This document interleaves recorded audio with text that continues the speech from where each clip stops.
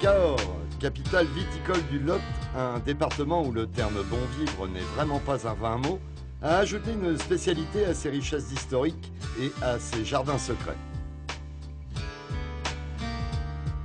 En effet, depuis 12 ans, chaque été, les ruelles et les vieilles pierres de la cité médiévale sont les témoins privilégiés du trial urbain, où viennent s'affronter les plus grands pilotes mondiaux de la discipline. Un événement sportif de très haut niveau qui a de quoi rendre très fier le maire de la ville. Ce trial urbain de Cahors, c'est une magnifique épreuve sportive qui réunit tous les pilotes champions de la spécialité.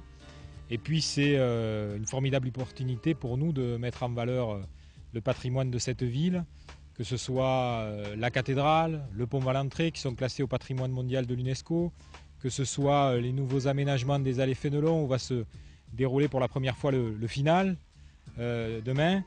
Et puis c'est ces berges du Lot, une rivière navigable, une rivière baignable, qui a vu cet été se dérouler aussi la première édition de Cahors Plage qui a réuni et conquis plus de 35 000 personnes. Tonibou, Fujinami, Frexa, Cabestany, Ferrer, Dabil, Braun, Fajardo, mais aussi Motin, Perret, Gubian, Tarès ou Huyghe. On ne pourra citer tous les grands pilotes prestigieux qui ont fait le déplacement sur cette épreuve organisée par Didier Valade, un autre grand champion du trial. Déjà 12 ans, hein, c'est vrai que ça fait un petit moment. Mais encore une édition, je pense, qui se présente sous de meilleurs augures. Beau temps, beaucoup de public, les meilleurs pilotes au monde. Je pense que ça va être encore une fois une grosse épreuve. Combien de pilotes exactement? Il y a l'élite mondiale et 8 meilleurs pilotes de chaque catégorie, donc jeunes, juniors et seniors, les meilleurs pilotes au monde. Bernard Estripaud, le génial et facétieux traceur de cette épreuve, a bien épicé sa recette à base de blocs, de tourons et autres billes de bois et plans de béton. Pour faire bonne mesure, elle sera servie sous un soleil de plomb. Sur la zone 1, Varengen ne s'en sort pas si mal en tout début de parcours. Paul Tarès, neveu de l'illustre Jordi, n'a que 15 ans mais montre déjà beaucoup de talent. Perret, un peu tendu devant le public, va malheureusement et très bêtement chuter. En open free, ça ne pardonne pas et sa zone sera comptée nulle. Dans le haut du plateau, les ténors font la différence. Cabestany, très à l'aise, montre sa grande forme. Calme, équilibré parfaitement, il maîtrise ses troncs d'arbres avec une grande élégance.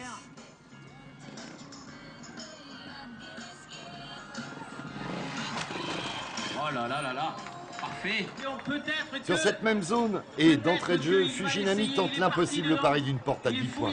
Regardez sur quoi il pose sa roue avant. Une simple barre d'acier du support de la structure. Et il réussit l'impensable, ce diabolique japonais, adopté par l'Espagne et pilote officiel des Honda Montesa. Tony Bao, lui, fera étalage de son immense talent en réalisant une sortie de zone magistrale, tout sur la roue arrière. Quand on vous dit que bouh, ça fait peur.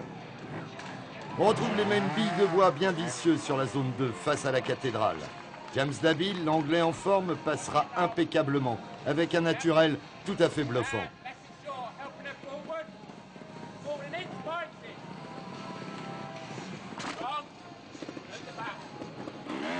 Fajardo, incontestablement l'homme du jour, nous régalera de son aisance et de sa fluidité. Ses résultats de la journée seront d'ailleurs à la hauteur de sa prestation matinale, quasi parfaite. Ce garçon sera très bientôt et très vite un grand nom dans le trial mondial.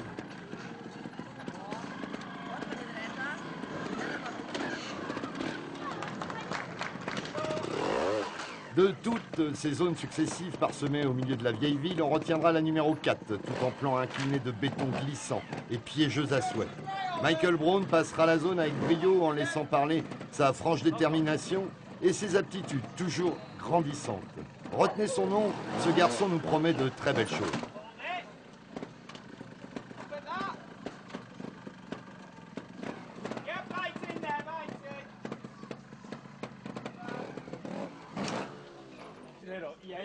Fujinami et Beau, quant à eux, se demandent comment prendre les 10 points de la porte la plus inclinée.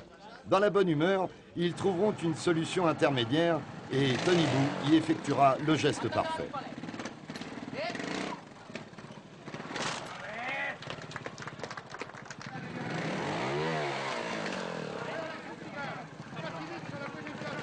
Un Incontournable à Cahors, la zone 5 est tracée sur la rivière. Le départ est donné sur la terre ferme et il faut aller faire demi-tour au nez et la barbe des poissons, sans chuter, bien évidemment, vous vous en doutez, la sanction étant des plus humides. Fujinami fait une première bonne partie de zone, comme Cabestany d'ailleurs. Et regardez bien évoluer ces deux cadors.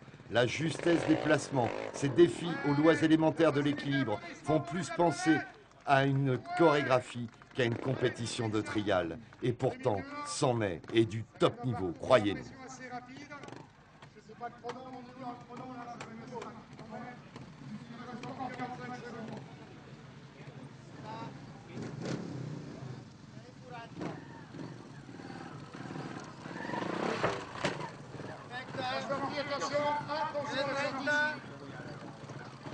Faites attention de ressortir là également. Faites attention.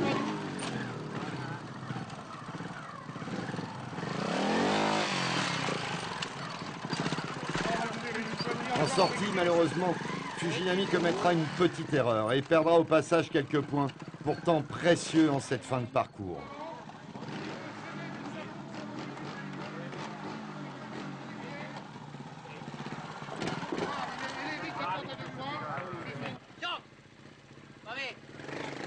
Sur la plage artificielle de Cahors, un petit peu plus loin, la zone 6, faite de blocs calcaires, comporte de sérieuses difficultés et Tony Baou régalera le public par sa facilité et la fluidité de ses gestes. Ce terrible Espagnol est soit un extraterrestre, soit un vrai génie de l'équilibre.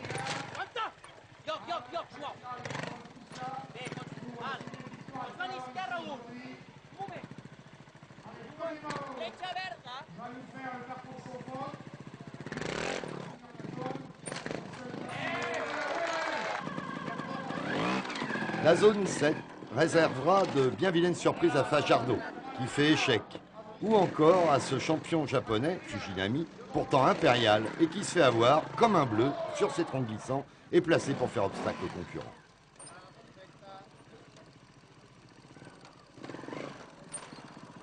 Cabestany saura déjouer les pièges et en se plaçant idéalement fera un passage déterminant pour le classement final. On vous laisse admirer l'artiste, définitivement dominateur, sur cette épreuve vraiment bien spéciale.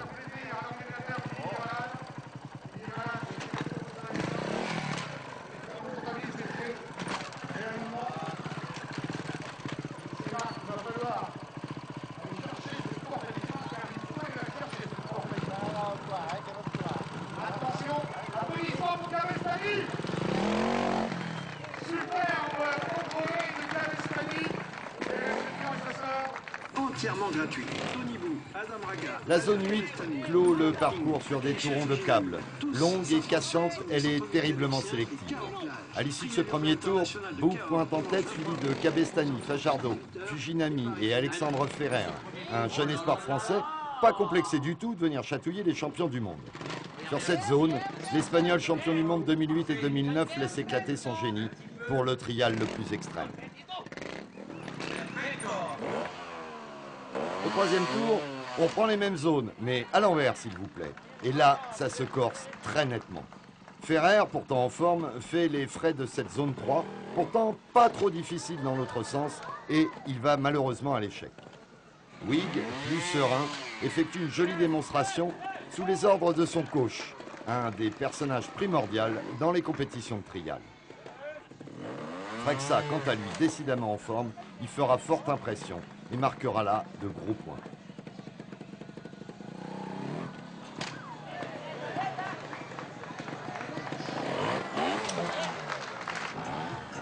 Fin d'épreuve, dernière zone, la fatigue est là. Et sur la zone 8, ça va être l'hécatombe. Varengain va à la faute, Moret aussi.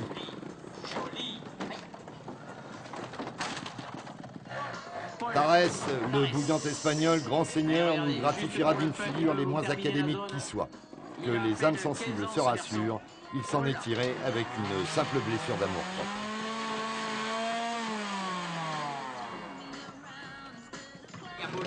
Gomez, un junior prometteur, subira lui aussi la dure loi de la 8, quasiment infranchissable.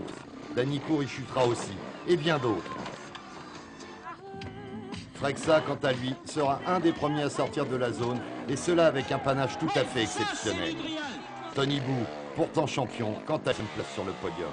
Comme quoi, elle était vraiment pas facile cette 8 à l'envers.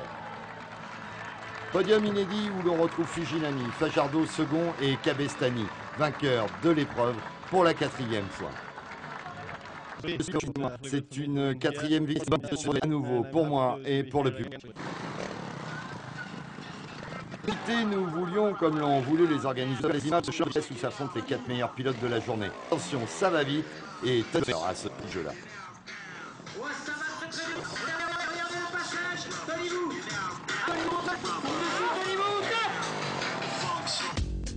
Alors, cette épreuve de trial urbain, ça vous a plu? Vous comprendrez, rendez-vous l'année